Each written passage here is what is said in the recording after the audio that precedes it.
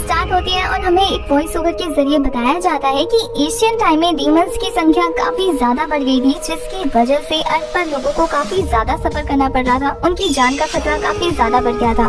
Demons को control करने के लिए हेवन की तरफ से सीड ऑफ लाइफ को भेजा गया था अर्थ पर। सीड ऑफ लाइफ की पावर की वजह से डीमन की तादाद काफी ज्यादा कम हो गई थी। साथ ही खतरा टलते ही seed of life Kullu snow mountain में फ्रीज हो गया था और फिर वो उस वक्त का इंतजार करने लगा जब उसका नेक्स्ट होस्ट जो उसकी पावर के लायक उसको कंट्रोल करने वाला उसे आकर एक्टिवेट ना कर दे। यानी प्रेजेंट में शिफ्ट होती है और हमें सीन दिखाया जाता है हमारे मेन लीड वांग हाओ को, जिसे कुछ लड़के बुली कर रहे थे जो कि सू फैमिली से थे, जिनका लीडर सू वांग जो काफी बदतमीज था, वो हमारे वांग हाओ को परेशान करते हुए कहता है कि वो तो किसी लायक है ही नहीं, ये रॉयल फैमिली की 6th महारानी की बेइज्जती है कि उसकी शादी तुम्हारे साथ हो रही है। और वो कह रहा है कि अगर तुम अपनी जान बचाना चाहते हो तो मेरी सिस्टर के साथ अपनी एंगेजमेंट खत्म कर दो, वरना तो तुम जानते हो कि मैं तुम्हारा क्या हश्र करूंगा। ये सुनने के बाद वांग हाओ अपने फेस पे लगे हुए ब्लड को साफ करते हुए कहता है कि ये मैरिज कॉन्ट्रैक्ट उसके पेरेंट्स का बनाया हुआ है। वो सू मोया यानी कि उसकी होने वाली वाइफ को बिल्कुल भी नहीं रोकेगा। पैसे और फेम के पीछे भागने से उसे कोई फर्क नहीं पड़ता उसकी लाइफ से, लेकिन उसे वो लोग बिल्कुल भी पसंद नहीं है जो उसको परेशान करे। इसलिए वो चाहता है कि अगर उन्हें ये मैरिज कॉन्ट्रैक्ट चाहिए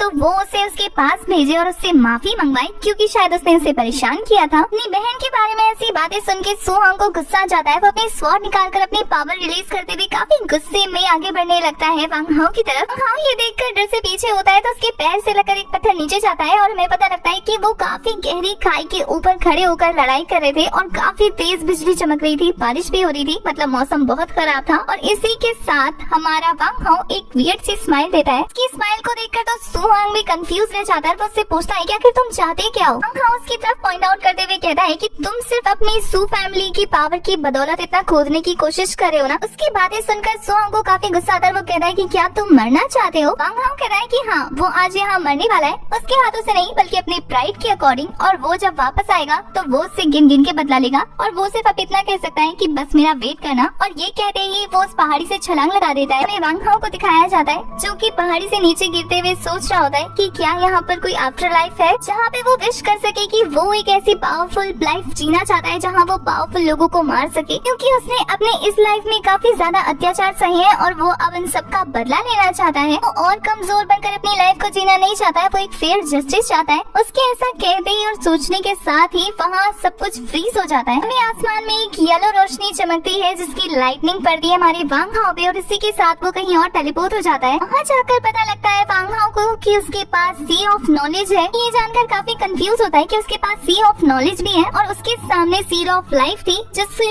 देखकर उसे काफी प्योर फीलिंग आती है, काफी ज्यादा पावरफुल। और जब वो उसे टच करने जाता है तो उसकी पावर उसकी बॉडी ऑब्जर्व करने लगती है। इसी के साथ हमारा सीन शिफ्ट होता है। हमें वांग हाओ के घर का सीन दिखाया जाता है जहाँ बाहर एक बुजुर्ग व्यक्ति जिसका नाम जो भाई था वो पूछता है वहीं पर प्रैक्टिस कर रहे हुए जूशान से कि तुम्हें कल रात को बारिश के बाद यंग मास्टर खाई के नीचे मिले थे ना, कहीं इसी वजह से तो तुम इतनी सुबह सुबह एनर्जेटिक फील नहीं कर रहे हो। पर प्रैक्टिस करना हुआ जूशान कहता है कि उसे तो इन सब चीजों की आदत लग गई है। फिर वो अपनी प्रैक्टिस को रोकते हुए सीरियस होते हुए कहता है कि हमें फटाफट से ना अवेकनिंग सेरेमनी के लिए यंग मास्टर को जगाना होगा। अगर इस बार भी उनकी अवेकनिंग सेरेमनी में उनकी पावर अवेक नहीं हुई तो शायद इस बार वो रॉयल फैमिली से निकाले जाए। इस बात को सुनने के बाद जाओ भाई काफी कैजुअली रिप्लाई करते हुए कहते हैं कि हमें क्या फर्क पड़ता है कि यंग मास्टर को निकाला जाता है या नहीं, हमें तो बस यंग मास्टर के साथ रहना है, चाहे वो जहाँ भी जाए। तभी उन्हें अचानक से कुछ पावर महसूस होने लगती है और उनका ध्यान जाता है घर में जहाँ से ये पावर रिलीज हो रही थी। घर में से इस तरह पावरफुल ऑरा को निकलते हुए देखकर जूशान को लगता है कि इसके यंग मास्टर खतरे में है, तो वो उन्हें बचाने जाने लगता है। पर जो भाई उसे रोकते हुए अपने मन में सोच रहा होता है कि आखिर इतनी स्ट्रॉन्ग पावरफुल प्योर एरा कहाँ से आ रही है। दूसरी तरफ हमें वांग हाओ को दिखाया जाता है जो कि कल्टीवेट कर रहा होता है और उसी की बॉडी के आसपास से वो स्ट्रॉन्ग ऑरा निकल रहा था। वो अपनी कल्टीवेशन से बाहर आता है और सोचता है कि क्या यही वो लाइफ सीड की पावर है जिसकी वजह से एक रात में न सिर्फ उसकी स्पिरिट सीड रीएक्टिवेट हो गई है, इसके साथ ही वो सुपरनेचुरल पावर की रियान तक भी पहुंच चुका है। और फिर वो अपनी एक्सट्रीम पावर को महसूस करते हुए कहता है कि अब जबकि गॉड ने मुझे सेकंड चांस दिया है कल्टीवेट करने का, तो मैं कोशिश करूंगा कि मैं यहाँ का सबसे पावरफुल इंसान बनूं और अपने लिए जस्टिस ले सकूं उन लोगों से जिन्होंने मुझे पास्ट में परेशान किया है। ये सोचता हुआ वो अपने कमरे से से बाहर आ जाता है। जूशान जब उसे देखता है तो उसकी फिक्र करने लगता है, तो उसे जूशान को थैंक यू बोलता है उसकी फिक्र करने के लिए। जाओ भाई आते हैं और वो वांग हाओ के हाथ को टच करके उसकी पावर को फील करने लगते हैं। उसकी बॉडी को चेक करते हुए सोच रहे होते हैं कि आखिर एक डेड स्पिरिट सीड कैसे रिस्ट्रक्टेड हो सकती है, वो भी इतनी नेचुरली, और फिजिकली इसका ब्रेक थ्रू भी हो चुका है। जानने के बाद वो काफी आश्चर्य भी होते हैं, साथ ही काफी ज्यादा खुश होते हैं, क्योंकि शायद उन्हें पता था कि वांग हाओ के डैड कौन थे। तो वो कहते हैं आखिर उनका बेटा उन्हीं के जैसा ही तो होना था। साथ वो उन दोनों से कहते हैं कि आज का दिन काफी ज्यादा गर्मी भरा है, मैं तो काफी ज्यादा थक गया, मुझे काफी नींद आ रही है, तो मैं तो चला आराम करने। और ये बोलकर वो वहाँ से जाने लगते हैं। उन्हें जाता हुआ देखकर वांग हाओ सोच रहा होता है कि क्या इन्हें कुछ पता लग गया है। पहले कि वांग हाओ और कुछ अपना दिमाग दौड़ा पाता, दौड़ती हुई एक लड़की उसके पास आती है और उसकी गोद में चढ़ जाती है। ये होती है उसकी बचपन की दोस्त जिया, जो कि उससे लिपट कर कहती है कि मुझे पता लगा कि तुम पहाड़ी से नीचे गिर गए थे, क्या तुम ठीक तो हो ना? मुझे तुम्हारी काफी फिक्र हो रही थी। और वो काफी क्यूट नजर आ रही थी। पर वांग हाओ तो उसे ऐसे देखकर शर्म से लाल पीला हो रहा था। बेचारा खुद को जैसे तैसे संभालता है और उसे कहता है कि मैं ठीक हूँ, तुम्हें फिक्र करने की जरूरत नहीं है, नहीं तो तुम्हें काफी सालों से नहीं देखा, क्या तुम यहाँ स्पिरिचुअल एनलाइट सेरेमनी के लिए आई हो? अगर तो तुम उस चीज के लिए नहीं आती तो मुझे पता भी नहीं लगता कि एक छोटी सी लड़की इतनी बड़ी हो गई है। फिर जिया कहती है कि मैं सालों तक अपने घर पे प्रैक्टिस करते करते थक चुकी हूँ एक जगह बंद रहकर, इसलिए मैं अब यहाँ लंबे समय तक रहने वाली हूँ। अब जब मैं फ्यंगशेंग सिटी आई गई हूँ, काफी एक्साइटेड होते हुए कहती है कि अब आपसे मैं डेली मिल पाऊंगी। उसकी ऐसी बचकाना हरकतें देखकर वांग हाओ को वो काफी आइलिश लगती है, उससे वो काफी अच्छा लगता है। तभी उन्हें एक वॉइस सुनाई देती है जो कि एक मोटू मैन बोल रहा होता है कि तुम्हें 3 दिन का डेडलाइन दिया था, लेकिन तुम अभी तक अपने घर से बाहर नहीं निकले। और फिर वो मोटू मैन काफी घमंड से कहता है कि ये लोअर फैमिली यहाँ पे रहने के साथ इस जगह को भी लोअर बना चुकी है, यहाँ की तो स्मेल भी मुझसे बर्दाश्त नहीं हो रही है। उसकी ऐसी रूडली बातें सुनकर हमारी जिया को गुस्सा आ जाता है। वो उसे पॉइंट आउट करते हुए कहती है कि तुम अपनी जुबान को संभाल के बात करोगे, आखिर तुम वांग फैमिली के यंग मास्टर से बात कर रहे हो। ये सुनने के बाद तो वो वांग का और ज्यादा मजाक उड़ाने लगते हैं। अभी वो जिया को भी लपेटे में लेते हुए कहते हैं कि तुम हो कौन और इसे क्यों डिपेंड कर रही हो। तभी उस मोटू मैन का चमचा बताता है कि ये कोलेक्टेड फैमिली से बिलोंग करती है, जो कि फेंगशेंग आई थी कुछ सालों पहले। ये जानने के बाद वो मोटू मैन हंसने लगता है और कहता है कि तुम तो दिन ब दिन और यूजलेस होते हुए जा रहे हो, कि अब तुमने खुद को बचाने के लिए एक लड़की का सहारा लिया, अब तुम उसकी स्कर्ट के पीछे छुपकर वार करोगे। ये सब सुनने के बाद तो जिया का खून खौल जाता है, लेकिन वांग हाओ से रोकते हुए खुद आगे बढ़ने लगता है। जिसे देखकर वो मोटू मैन कहता है अच्छा तो तुम फाइट स्टार्ट करना चाहते हो, मैं भी देखना चाहता हूँ कि एक कुत्ता जिसकी स्टेटस तुमसे काफी ज्यादा है, तो तुम उससे छोटे होकर आखिर मेरा क्या ही बिगाड़ लोगे। अभी वांग हाओ जूशान को फटाफट डोर लॉक करने के लिए कहता है और वो भी अपने यंग मास्टर की बात सुनकर फटाफट डोर लॉक कर देता है। ये देखकर वो मोटू मैन अपने दोनों चमचों को जूशान से लड़ने के लिए भेजता है। जूशान तो एक ही झटके में दोनों को जमीन पर पटक देता है। ये देखकर उस मोटू मैन को काफी ज्यादा गुस्सा आ जाता है और वो वांग हाओ से कहता है कि आखिर तुम डोर बंद करके क्या दिखाना चाहते हो। तो वांग हाओ कहता है कुछ नहीं, बस कुत्तों को उनकी औकात दिखाना चाहता हूँ। ये सुनते ही वो मोटू मैन अपनी पावर को रिलीज करता हुआ वांग हाओ की तरफ बढ़ने लगता है उससे पीटने के लिए। और वांग हाओ तो काफी इजीली उसके अटैक को रोक देता है। ये देखकर वो मोटू मैन काफी ज्यादा तेज उस पर अटैक करता है, पर वांग हाओ को उसका एक भी अटैक नहीं लगता है, उल्टा वो उसका हाथ पकड़कर उसका हाथ ही तोड़ देता है। और उसी के साथ वो उसके गाल पर इतनी जोरदार थप्पड़ मारता है ना कि उसका जबड़ा तक हिल जाता है और वो उस पर थप्पड़ों की बौछार स्टार्ट कर देता है, क्योंकि उस मोटू मैन ने उसे ट्रास कहा था। ये थप्पड़ों की बारिश देखकर जो भाई हंसते हुए कहता है कि आखिर तुम इस तरीके से अपना बदला ले रहे हो। फिर उस मोटू मैन को दिखाया जाता है जिसका वांग हाओ के थप्पड़ों से गाल सूजकर आलू पराठा बन गया था। तो गुस्से में वांग हाओ को देखकर कहता है कि तुम्हें अच्छा मजा सिखाऊंगा, बस मुझे यहाँ से निकलने तो दो। वांग हाओ की बातें सुनकर जूशान को कहता है कि दरवाजा ओपन करे और जूशान एक आज्ञाकारी बच्चे की तरह उन दोनों चमचों को उठाकर दरवाजे से बाहर फेंक देता है, जिसकी वजह से दरवाजा ओपन हो जाता है। और यहाँ वो मोटू जैसे ही वांग हाओ को देखता है, वांग हाओ से भी एक जोरदार किक के साथ बाहर का रास्ता दिखा देता है। और फिर वो कहता है कि कुत्ते से तो निपट लिया,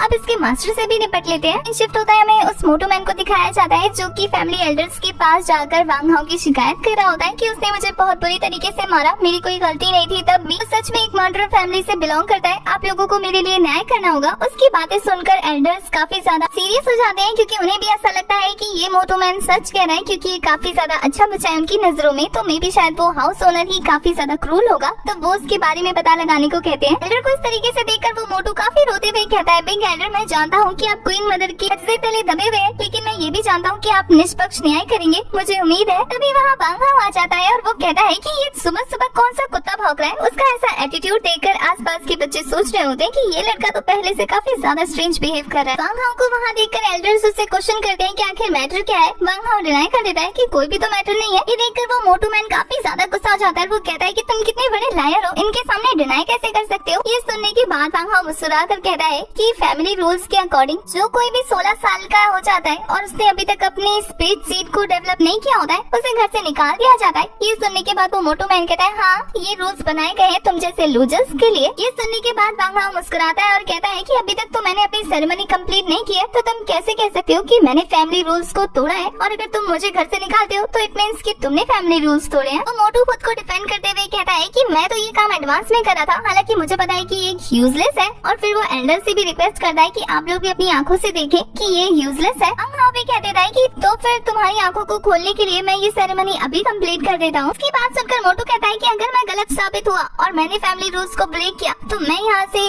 ये जगह छोड़कर चला जाऊंगा। सुनकर वांग हाओ मुस्कुराता है और वो स्पिरिट स्टोन के पास पहुँचता है और वहाँ जाकर अपनी लिपनिंग सेरेमनी को कंप्लीट करने लगता है। वांग हाओ अपनी लाइफ ऑफ सीड की पावर को रिलीज कर रहा होता है, जिसकी वजह से वहाँ पर उसका ऑरा फैल जाता है। उसका ऑरा इतना पावरफुल होता है कि आसपास के वीक लोग गिर जाते हैं। इसको भी ये काफी ज्यादा शॉकिंग लगता है, यहाँ तक कि सारे स्टूडेंट्स भी काफी ज्यादा कंफ्यूज होते हैं। उन्हें लगता है कि शायद पत्थर के साथ ही कोई गलती हो गई है। अब वांग हाओ सोच रहा था कि उसे अपनी लाइफ ऑफ सीड की पावर को सबके सामने ज्यादा नहीं शो करना चाहिए, इसलिए वो एक लिमिट तक उस पावर को रिलीज करता है, उसके बाद उसे लो डाउन कर देता है। पर ऐसा करने के बावजूद भी उसकी पावर इंफीरियर टैलेंट घोषित कर दी जाती है, जिसे देखकर तो उस मोटू मैन की हालत खराब हो जाती है, क्योंकि अब उसे यहाँ से दफा होना था। वांग हाओ से स्टूपिड बोलते हुए कहता है कि अब तुम अपने वादे से पीछे नहीं हट सकते, क्योंकि अब तो मेरे पास काफी पावर है, तो मैं अपनी फिजिक्स की मदद से तुम्हें उठाकर पटक भी सकता हूँ। देखकर वो मोटू मैन गिड़गिड़ाने लगता है। तभी एक लड़का वहाँ का स्टूडेंट वांकी आगे आता है और वो कहता है कि यहाँ के बटलर ने एक छोटी सी मिस्टेक क्या की, तुम तो इस बात को काफी ज्यादा सीरियसली ले रहे हो, इतनी सी बात पे इतना ज्यादा एग्रेसिव नहीं होना चाहिए, इसलिए मैं चाहता हूँ कि अब तुम इनसे झुककर माफी मांगो। ये सुनकर वांग हाओ कुछ सोचता हुआ कहता है कि याद आया, तुम तो वही हो ना जिसने मुझे बचपन में बुली करने के लिए डॉग हाउस में घुसा दिया था, इस वजह से तुम्हें एक डॉग के साथ हमदर्दी हो रही है। ये सुनकर तो उसे गुस्सा आ जाता है और वो कहता है कि क्या तुम मेरे साथ कम्पीट करना चाहते हो? हिम्मत है तो करके देख लो, अगर मैं जीता तो तुम्हें फिर सबके सामने झुककर माफी मांगनी पड़ेगी। जिस पे वांग हाओ कहते हैं और अगर मैं जीता तो तुम्हें इस आदमी के साथ यहाँ से दफा होना होगा। बात सुनकर वांगी अपनी लाइटनिंग पावर को रिलीज करते हुए कहता है कि ये तो इम्पॉसिबल है, मुझे खुद पे ट्रस्ट है कि मैं तुम जैसे लूजर से तो बिल्कुल नहीं हारने वाला। वांगी को गुस्से में देखकर एल्डर्स वांग हाओ को समझाते हैं कि तुम्हारी पावर सिर्फ 3 दिन की हुई है, तो तुम्हें वांगी से पंगा नहीं लेना चाहिए। वांग हाओ एल्डर्स को रिलैक्स होने के लिए कहता है कि वो कोई मसला खड़ा नहीं करेगा। बाकी स्टूडेंट्स को लगता है कि वांग हाओ हवा में उड़ रहा है, इस वजह से तो उसने वांगी का चैलेंज एक्सेप्ट कर लिया और अब वो पिटने वाला है। यहाँ वांग हाओ वांगी के सामने आ जाता है। वांगी वांग हाओ को अपने सामने देखकर कहता है कि तुम बस अब एक काम करो, मुझसे रहम की भीख मांगो कि मैं तुम्हें ज्यादा ना बुरी तरीके से पीटूं। यहाँ वांग हाओ भी अपनी पावर को रिलीज करते हुए कहता है कि तुम्हें फुल परमिशन है, जो करना चाहते हो करो। ये सुनते ही वांगी अपनी सारी ठंड पावर को इकट्ठा करते हुए वांग हाओ पर अटैक कर देता है और वो काफी स्पीड के साथ अटैक कर रहा होता है, बट वांग हाओ काफी इजीली डॉज कर जाता है। ये देखकर वांगी को गुस्सा आ जाता है कि आखिर उसने उसकी अटैक्स को डॉज कैसे कर लिया, और वो फिर से उस पर अपना थंडर अटैक करता है। पर वांग हाओ उसके अटैक को अपने एक हाथ से रोक देता है, फिर कहता है कि अब मेरी बारी है, और फिर वो उसको उठाकर जमीन पे पटक देता है। इससे तो वांगी की हालत काफी ज्यादा खराब हो जाती है और सारे एल्डर्स का मुंह खुला का खुला रह जाता है।